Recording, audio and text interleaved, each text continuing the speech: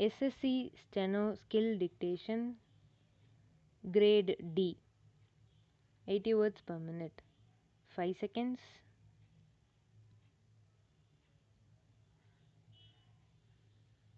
Comments.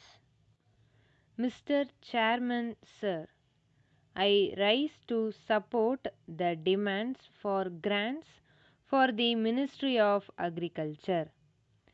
I compliment our Honorable Minister who is keeping in view the dreams of our Father of the Nation, Mahatma Gandhi, who always felt and said that the progress of India lies in the progress of rural India. Sir, we have to fulfill the aspirations of the people of rural India. We have to make their dream come true. More than 70% of the people dwell in rural India. Therefore, a new democracy was introduced after the independence of India, and all our stalwarts who came and adorned this august house, whether they were in opposition or in position, they also felt that agriculture is one of the most important aspects of livelihood of the Indian people. Sir, I do not deny the contribution of the opposition leaders and the opposition stalwarts who adorned this house and contributed to the welfare of India. But I will be failing in my duty if I do not pay my compliments to Pandit Jawaharlal Nehru. If Mahatma Gandhi is the father of the nation, I will call Pandit Jawaharlal Nehru as the father of Indians' democracy. He had capable colleagues with him, and with the capable colleagues and stalwarts in the opposition, he built a modern, self-reliant India, and he dreamed to make India beautiful and self-respecting. Like a true Gandhian, he started his movement and he thought of rural India. He knew what the land of India needs. There used to be famine earlier, but he said what India needs is water. So he started programs to harness the rivers.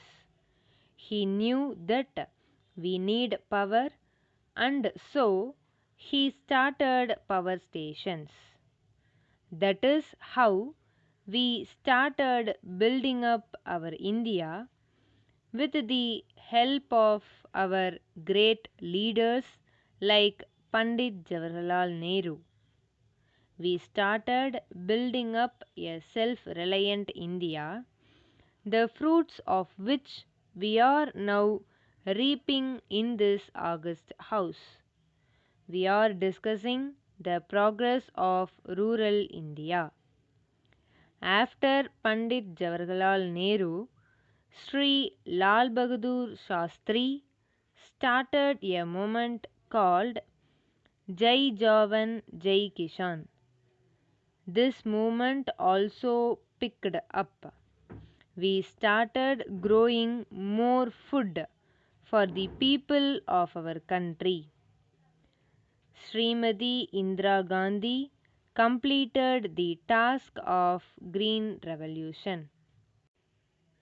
Sir, about agriculture, I would like to say that the farmers of India always stood by the needs of the country. If the Green Revolution is successful, it is because of the sweat and blood of the farmers of our country. In the same way, I would like to say that so far as our fishermen are concerned, if the farmers grow food for us from the soil, the fishermen go deep into the sea and fight with the waves and strong currents of the sea and bring food for us from the sea. But unfortunately, we give incentives to them to produce more, and we do not give many incentives to them for earning more. A farmer needs good seeds, favorable weather, fertilizers, pesticides, water, electricity, and his own hard labor, etc. In the same way, a fisherman needs good boat, good nets, good weather, favorable sea, suitable places to anchor his boat. All these things cost money, labor, and a lot of risk of life. But the price fixed for their labor and yield is much less than the labor and money involved. We should not forget that a farmer or a fisherman has to raise his family, educate his children, take care of their health, and he has to see to it that he gets his children married with respect and dignity. He can manage all these things from the yield of his fields or the catch of fish from the sea. Today, with the essential commodities of life becoming very expensive, it will be fair on the part of the government to give a reasonable and fair price to the yields of the farmers and the fishermen. Our farmers toil in the villages. They cannot provide full, proper, nutritious diet to their children.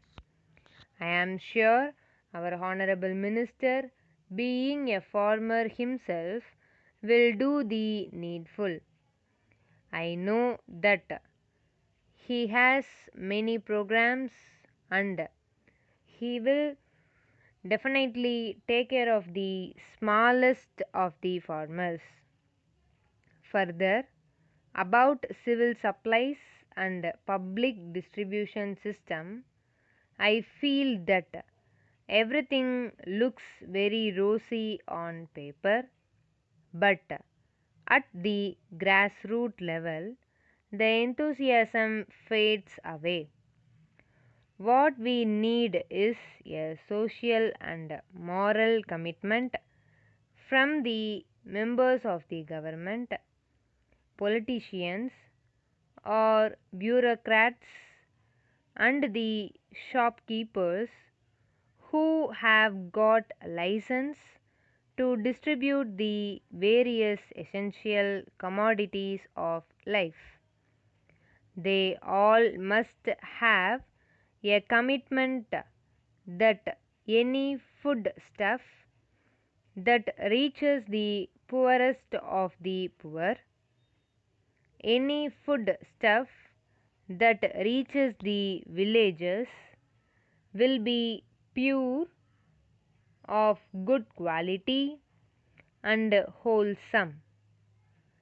Sir, I thank you at last.